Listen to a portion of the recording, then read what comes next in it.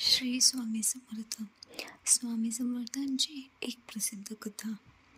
अक्कलकोटात स्वामी समर्थ वास्तव्यास असताना एक गरीब शेतकरी दररोज त्यांच्याकडे येत असे. तो मनापासून भक्त होता, पण घरची परिस्थिती अतिशय हलाखीची होती. एके दिवशी तो रडत रडत स्वामींना म्हणाला, महाराज, घरात अन्न नाही, लेकरं उपाशी आहेत. स्वामी समर्थ शांतपणे ऐकत राहिले. त्यांनी जवळ पडलेली एक वीट उचलली आणि शेतकऱ्याच्या हातात देत म्हणाले, हे घे, याची पूजा कर, बाकी माझ्यावर सोड. शेतकरी गोंधळला. वीट? पण स्वामींच्या आज्ञेवर त्याने ती वीट घरी नेली आणि नित्यनेमाने पूजा करू लागला. काही दिवसांनी त्याच्या शेतात अचानक पाण्याचा झरा लागला. पीक भरघोस आले, कर्ज फिटले आणि घरात समृद्धी नांदू लागली.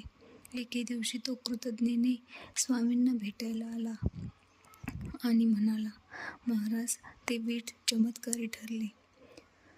स्वामी समर्थ हसून म्हणाले, चमत्कार विटेचा नाही, श्रद्धेचा आहे. भिवू नकोस, मी तुझ्या पाठीशी आहे, हे लक्षात ठेव.